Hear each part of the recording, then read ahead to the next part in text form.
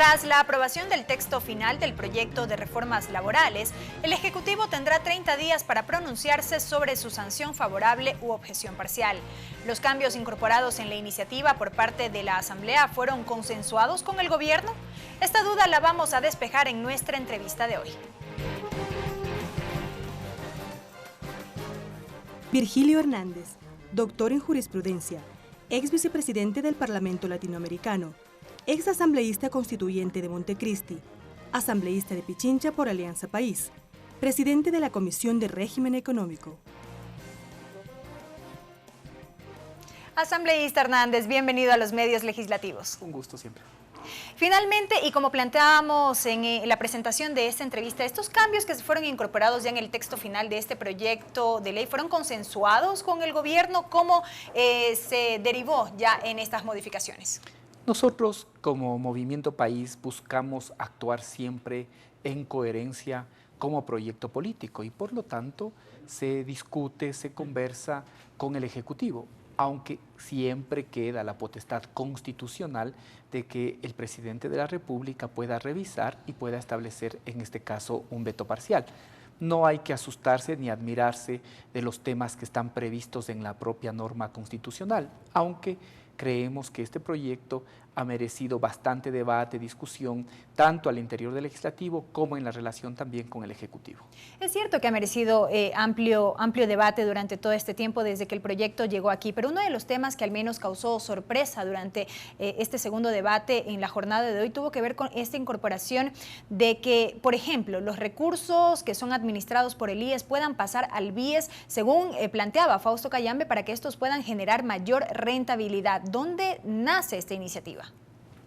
Mire, mientras se desarrolla el debate, cada uno de los asambleístas puede presentar propuestas y muchas de estas propuestas, cuando nosotros las planteamos en el Pleno, son luego debatidas en el bloque y si son aceptadas en el bloque, se establece como una propuesta global, general del Movimiento País para la ley. En este caso, lo que se busca es precisamente garantizar las mejores inversiones, que se puedan realizar inversiones con los recursos del IES, garantizando siempre las prestaciones. Por ahí se puede pensar que si esos recursos están invertidos y después se requiere la prestación, por ejemplo, del seguro de cesantía o de desempleo, no va a haber los recursos. Eso es en absoluto falso. Aquí lo que se busca es que los rendimientos del IES puedan beneficiar a las personas precisamente cuando esas personas acuden a las distintas prestaciones que brinda el IES. Pero cuando nos referimos a los recursos administrados por el IES, ¿a qué nos estamos refiriendo? Porque el ciudadano de a pie puede pensar que tiene que ver precisamente con sus dineros por concepto de jubilación, fondo de cesantía, fondos de reserva y demás. ¿A qué nos estamos refiriendo? ¿Y cómo es entonces que se garantiza los recursos para cubrir las distintas prestaciones? A ver, ¿qué es lo que pasaba siempre con los recursos de la Seguridad Social? Que estos recursos se colocaban afuera sin que prácticamente ganen intereses o se mantenían en el Banco Central. Ahora se utiliza esos recursos precisamente para la capitalización del IES y de esa manera se puedan atender las prestaciones de los afiliados. Y para ello, además, hay una enmienda que garantiza siempre las prestaciones de la Seguridad Social y pues, básicamente las de la jubilación, en este caso por parte del Estado. Aquí lo que se pretende es que pueda existir un rendimiento adecuado de los fondos de la Seguridad Social, que estos puedan estar colocados, puedan ser invertidos y de esa manera también, en este caso, fondear, establecer un fondo adicional para poder cubrir las prestaciones previstas. Una de las críticas, asambleísta, que surgió a propósito de esta propuesta puntual tiene que ver con que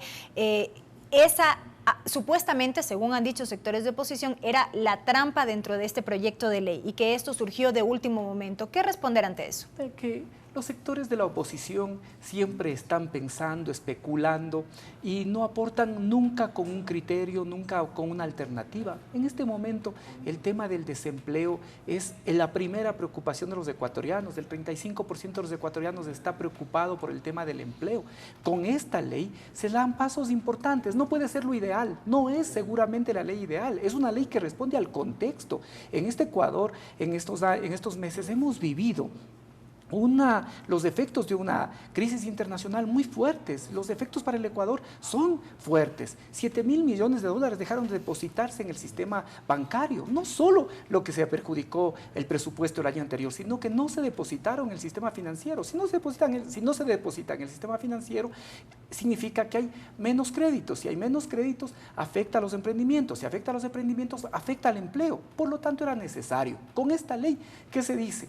Se dice, por ejemplo, que a los empresarios que contraten a jóvenes entre 18 y 26 años, el Estado asume el pago de la seguridad social. ¿Para qué? Para que se beneficien los empresarios. Eso significa un traslado de aproximadamente 70 millones de dólares que realiza el Estado para incentivar el empleo juvenil. Lo mismo, con esta ley se van a ver beneficiadas las personas que por efecto de esta situación internacional perdieron su empleo desde enero de este año. Van a poder acogerse a esta ley. Profundicemos precisamente en esto, asambleísta, ya que se ha referido al tema del desempleo. Esta es una de las innovaciones que se incorporaron en el texto final del documento, que quienes hayan quedado en situación de desempleo a partir del 1 de enero de este año hasta antes de la vigencia de la ley puedan acogerse al seguro de desempleo. Ahora muchos se preguntarán quién va a financiar esto, de dónde salen los recursos, cómo es el mecanismo de pago de estos dineros. Precisamente para eso es la garantía estatal, para que el Estado pueda también contribuir y pueda cubrirse estos recursos para que las personas que se quedaron desempleadas y que tienen obviamente 24 aportaciones, 6 aportaciones seguidas, puedan beneficiarse de este seguro de desempleo. Se hace esta aclaración, que sí, tienen que tener estas aportaciones. Como toda prestación tiene que tener unos requisitos y en ese caso el requisito para acogerse al seguro de cesantía y desempleo es tener 24 aportaciones y por lo menos 6 continuas. Esta es para este caso y para otros los requisitos que se establecen.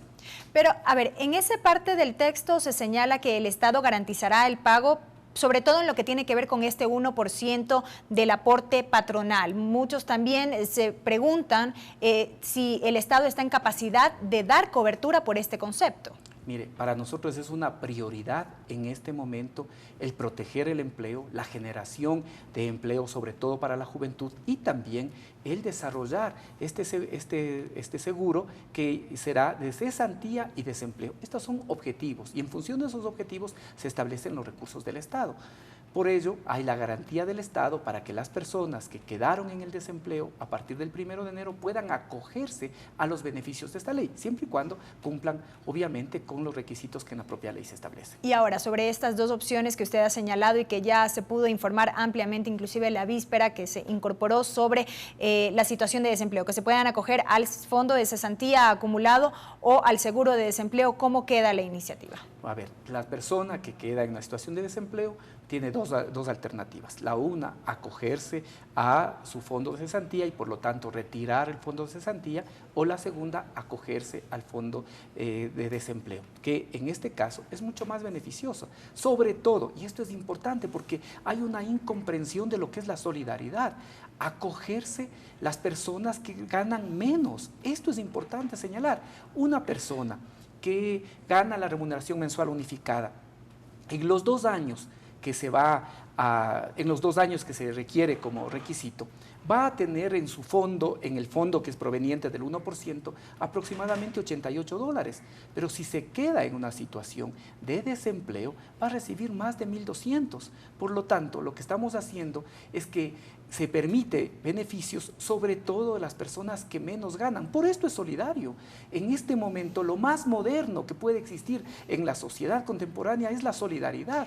Y esa solidaridad implica que puedan tener más beneficios precisamente las personas que menos ganan y que pueden verse posteriormente en una situación de desempleo. Pero precisamente este principio ha sido altamente cuestionado en los últimos días a propósito del trámite de este proyecto de ley asambleísta. Y ahí, ¿qué hacer? Porque el argumento central que hemos podido escuchar, y bueno, ¿por qué el Estado entonces no es el solidario? ¿Por qué tengo que ser yo con mi dinero que siento que me están quitando mis recursos? Eso es lo que muchos han manifestado. Es que esto es precisamente las incoherencias de la oposición. Estas son, y esto demuestra que estos planteamientos liberales de ver que cada uno vea por sí mismo son un absoluto fracaso para resolver los problemas de la sociedad.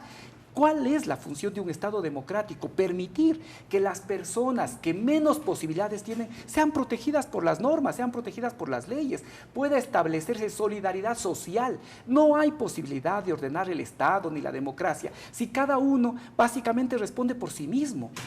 Esto no es posible, así no es posible construir una sociedad democrática. Por eso lo que hacemos es constituir un fondo de desempleo. A ese fondo de desempleo, obviamente, con ese 1% que era el aporte patronal, se alimenta tanto de los que ganan la remuneración mensual unificada, pero también los que ganan más de esa remuneración mensual unificada. Pero ¿a quién beneficia más? A los que ganan menos y que después pueden verse en una situación de desempleo. Quienes hablan de que somos solidarios con plata ajena no entendieron nada, no entienden absolutamente nada, siguen en esos planteamientos individualistas, liberales, de cada uno sálvese como pueda. Pero es que ahí hay una génesis, asambleísta. Permítame un momentito. ¿Cómo no? Al Estado le corresponde la política pública, al Estado le corresponde establecer políticas generales. La solidaridad es un valor y una característica de los ciudadanos, de la sociedad. Por lo tanto, quienes señalan eso no entienden ni la función del Estado, ni tampoco el papel que debe cumplir la sociedad. Pero es que ahí lo que le iba a plantear, asambleísta, la justificación de quienes han sido críticos de esta propuesta puntualmente, es que en los últimos años el gobierno ha tenido los recursos para sostenerse, inclusive para determinar ciertos fondos que nos permitan, con la coyuntura actual, solventar la situación que ahora mismo enfrenta el país. Sin embargo, se ha manifestado que el dinero no ha sido bien aprovechado, que el dinero ha sido malgastado y que la razón por la cual el país se encuentra en la situación que enfrenta es culpa del Estado. Entonces, de allí parte este planteamiento de que entonces, ¿por qué el Estado, que supuestamente nos metió en esta situación de desaceleración económica, por no llamarla crisis, ¿por qué no es el Estado el que asume entonces las consecuencias de aquello? No hay que hacerse eco de estos planteamientos que lo que No, solamente lo pongo a su consideración. Pero no hay que hacerse eco de estos planteamientos que lo que hacen es ignorar la realidad. Yo le acabé de decir hace un momento, en el año anterior, no como repercusión al presupuesto general del Estado, sino que no ingresaron a la economía. El petróleo es nuestro principal producto de exportación, el 52% de las exportaciones del Ecuador son petroleras. Por lo tanto, si no ingresan recursos por el petróleo, esto disminuye pues que esos recursos estén en la sociedad ecuatoriana. Por lo tanto, alguna medida tenemos que tomar, alguna medida hay que establecer. De tal forma que esto que señalan de que ha habido un problema por el manejo económico no tiene fundamento, y así lo dice. Por ejemplo, el panorama económico fiscal que establece la CEPAL en estos días, en esta misma semana. Mire esta realidad de déficit fiscal, de endeudamiento, no solo es del Ecuador. Hay países, así lo dice la CEPAL, documento sacado este miércoles, que tuvieron problemas en que aumentó el déficit y al mismo tiempo se endeudaron más. El Ecuador está en un escenario medio que la CEPAL llama de ajuste, en el cual, por un lado, se ha disminuido el déficit y también la deuda se mantiene en los marcos legales establecidos. De tal forma que lo que estamos buscando es asumir medidas en el marco de una situación difícil, medidas que además no golpeen a la mayoría del pueblo ecuatoriano y que se presenten como alternativas. En este caso, ¿para qué? Para proteger el empleo, para incentivar el empleo juvenil y al mismo tiempo para constituir un fondo de cesantía y desempleo. Los fondos tienen que ser constituidos con una visión solidaria. No funcionaría la seguridad social si es que no hay la perspectiva de la solidaridad.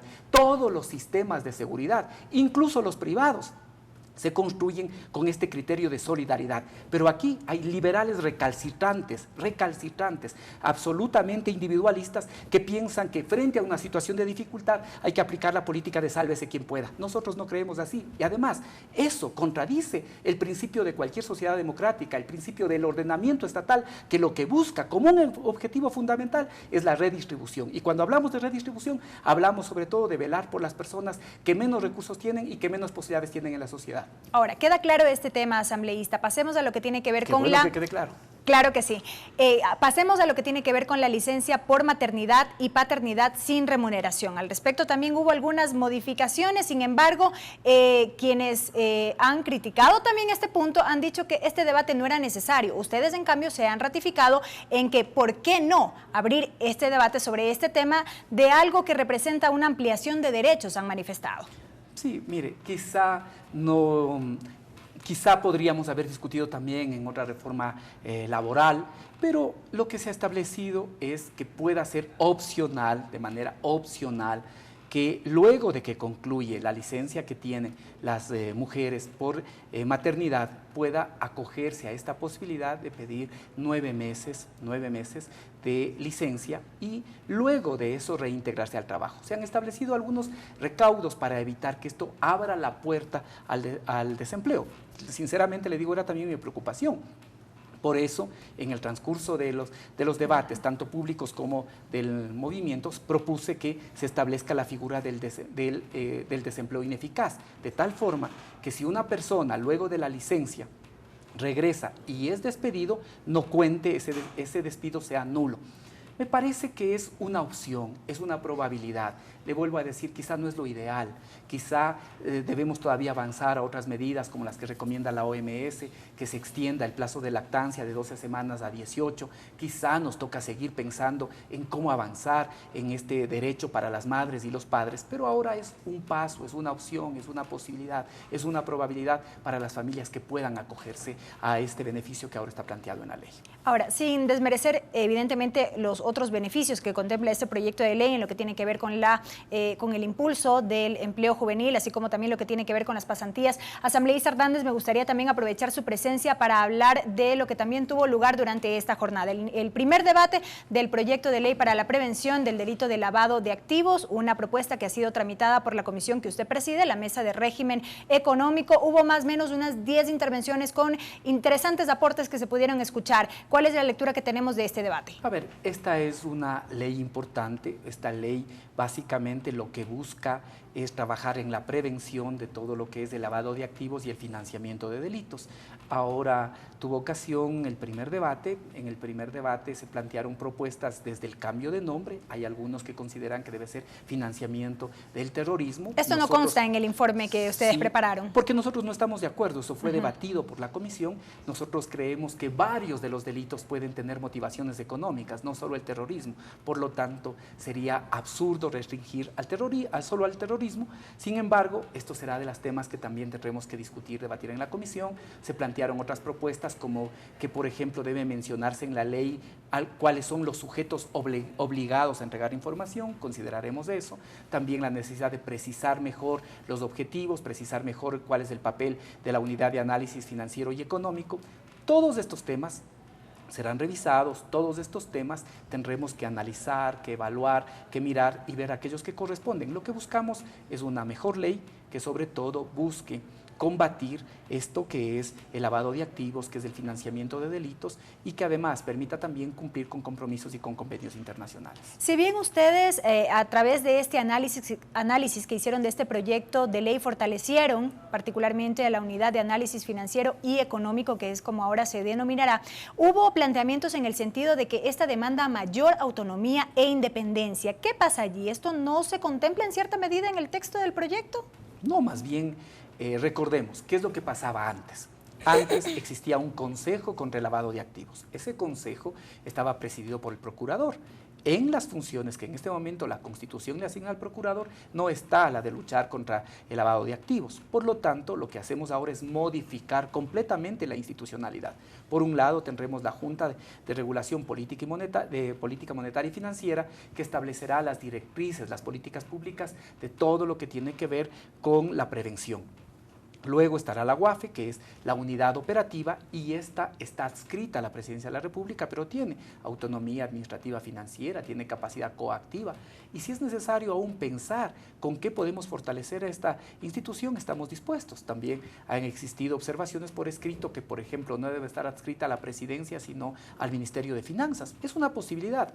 Así es como funciona en la mayor parte de países de América Latina, de tal manera que estamos abiertos, esperamos en los próximos días ya recoger todos los aportes que se hagan, también por escrito, tratar y ojalá lo más pronto posible tener el informe para segundo debate. Y para ir concluyendo, asambleísta, de pronto quedaron temas que no fueron contemplados luego del análisis que hizo la Comisión de Régimen Económico, no fueron contemplados en este informe para primer debate y que de pronto ustedes decidieron esperar hasta la discusión del informe para segundo debate. Siempre pueden haber temas que se presentan, que están ahora ¿Algún nudo sujetos. crítico de pronto que quedó pendiente allí? Creo que los principales están planteados ahí en el proyecto que fue debatido y miraremos ahora cuáles son las observaciones que se hacen para en función de eso presentar un informe para segundo debate. ¿Que lo tendrían listo cuándo? ¿Cómo están los plazos? A ver, Esta no es una ley urgente. el cronograma de la comisión es que en estos primeros 6 meses podamos entregar la ley con relavado de activos, también la ley de economía popular y solidaria y lo que tiene que ver con la ley que sanciona la elusión del impuesto a la renta, herencias, legados y donaciones. Eso en estos 6 meses y luego el Código de Comercio, de tal manera que en el marco de estos meses esperemos evacuar. Creo que con las observaciones que existieron, no son muchas, pensaría yo que ojalá en 30 días máximo pueda presentar ya el informe para segundo debate. Muchísimas gracias por la información y por habernos acompañado. Ha sido el asambleísta Virgilio Hernández, presidente de la Comisión de Régimen Económico de la Asamblea Nacional, asambleísta por Alianza País, con su visión en torno a lo que ha sido el segundo debate y aprobación del proyecto de ley para la protección del empleo y también hablando respecto del primer debate del proyecto de ley que tiene que ver con la prevención del lavado de activos.